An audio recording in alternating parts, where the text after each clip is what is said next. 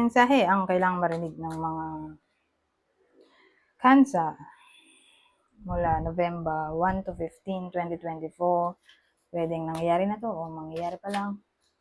Kung hindi man para sa inyo itong magiging reading, di baka para sa someone na malapit sa inyo o sa someone na kakilala nyo mismo.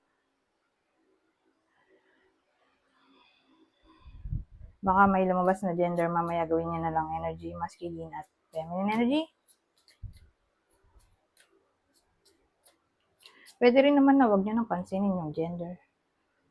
Hindi ko masasabi kung anong magiging reading, kung positive ba o negative, depende sa kung anong mapipick up kong energy. Kung hindi man mag-resonate sa inyo to, edi adjust nyo na lang ang video natin nyo to. Kung hindi pa rin, edi dito na. Ito ang last deck.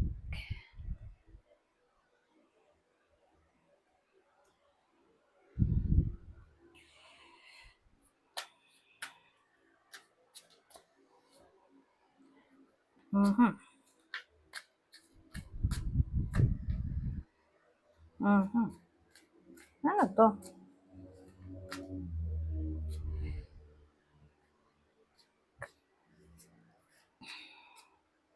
So naman hawak yung lalaki. Si ano to eh? Ano pangalan nito? Kalimutan ko. Basta ito yung night before Christmas na deck. Basta yung bida. Nakahawak siya sa ulo niya. Ayun, ito yung bida eh. Hindi ko pa kasi napanood to. Although gusto kong panoorin, kaya hindi ko lang sa makakapanood.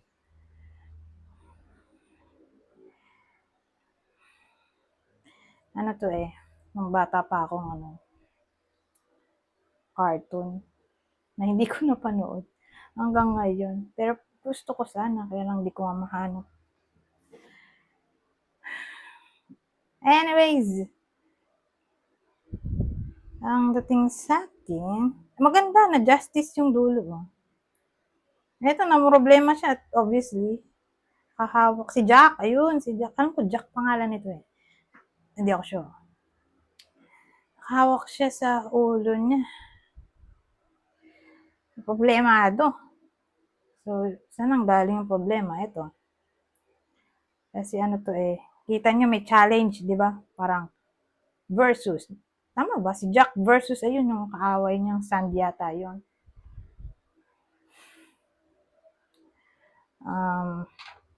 Di sabihin may trouble, di ba? Ayun ito. Ito kasi, ano ba to? 9 of Candles o 9 of Wands. Siya rin kasi yung card ng hindi pagsuko, pagiging resilient. Yung kahit anong mangyari, kahit sugatan ka na, mag-stay ka pa rin sa ground mo, ready to fight. Ganun. So, siya yung card ng perseverance, persistence, o pagiging committed sa ginagawa. Pwede rin siyang card ng pagiging matapang. Kasi, biruin mo, sugatan ka na. Dun sa di ba, Rider-Waite Smith na card. Sugatan na nga siya dun, nakatayo pa rin, di ba? Na parang kahit anong mangyari, kahit na buhay niya yung kapalit, willing siyang ipaglaban kung ano man yung pinaglalaban niya. Kaya siya yung card ng katapangan. So, gano'n ang dating. Overall, itong tatlo, may nakaaway yung iba sa inyo. Diba? Dahil sa Five of Needles. Pero actually, ibang card din naman to. Ibang meaning ng Five of Needles, lack of commitment.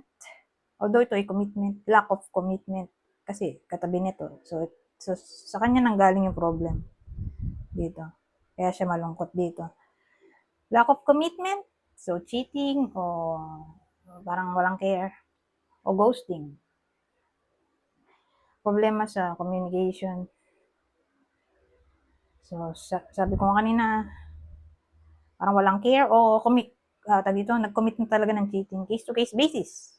Na parang nagpapakatatag yung iba sa inyo. Although, sad, syempre, pero sino naman, di ba? Pag ganito ang sitwasyon, sad. Sad siya ngayon, pero nagpapakatatag. So, nasa process na ng pag-move on. Ang maganda, may justice. So, kung sino man yung nag-commit ng wrong sa iba sa inyo, makukuha nyo ang justice. So, kakarmahin yon. Okay? Yun yung kagandahan nitong justice. Saka ano siya may nabasa rin ako na reward. Reward sa effort o punishment. Mm-hmm. So, mapapunish yung gumawa ng masama sa inyo. Kasi, ano to di ba? Si Venus yan Di ba si Venus, nire-represent, Libra yan, di ba? So, Libra Venus, nire-represent niya ang law. Justice nga in general. So, yan. O makukuha nyo yung clarity nyo. Kasi card din siya ng truth, clarity, balance. So, case-to-case basis. Pero ibang case din. Pero grabe naman kung ito ay card ng harmony. Kasi ibang case, ibang meaning din harmony. Na parang kahit nag-away, willing pa rin magpatawad. So, case-to-case basis, di ba?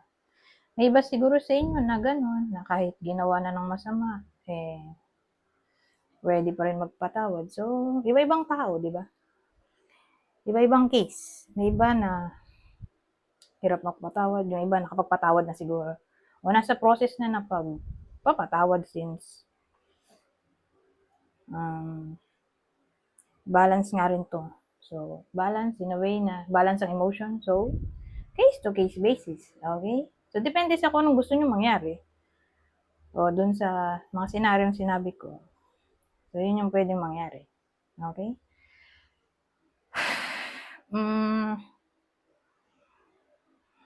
Sabihin natin mababalik ulit ang dignity nyo sa sarili. Ngayon, kuha tayo nito.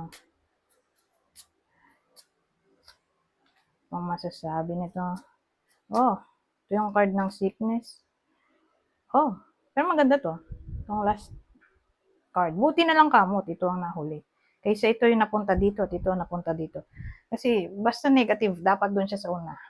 Ganun ang dating sa akin. Para ma-assure tayo na maganda ang future. Dapat positive yung dulo. Okay? So, sa case na to, may gagaling. Okay? Kasi naman sa inyo, o malapit sa buhay ninyo na may sakit, whether physically, yung sakit niya, naratay sa kama, ganyan. O mental health, kasi case-to-case basis, di ba? May iba na mental health ang problem. Yung iba yung katawan niya mismo, naratay na sa kama, kasi nga may sakit. Depende sa kung anong sickness ang meron sa tao, na parang may chance pang gumaling. Kasi ito yung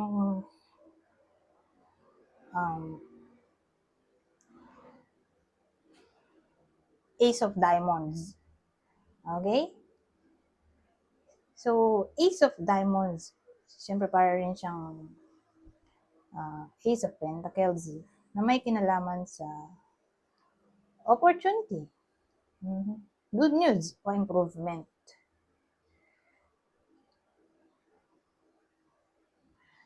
So, makakatanggap yung iba, halimbawa, ganito. Case-to-case basis naman kasi. Sabihin natin, nagpa-lab test. Magpapa-lab test pa lang yung iba sa inyo. Tapos, maganda yung result, normal. O malapit sa normal. Treatable. Okay, sa madaling salita. papanig sa inyo yung kapalaran in a way na normal yung result, o may problema man ay treatable naman ng medicine. Hindi siya ganun ka-alarming.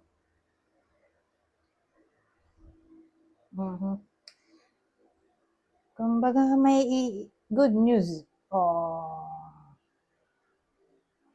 change in a good way o positive way na maaring mangyari.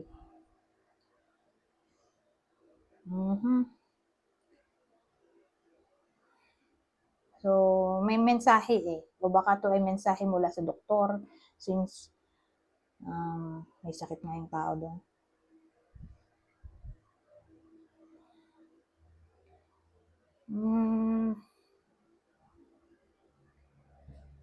O sabihin natin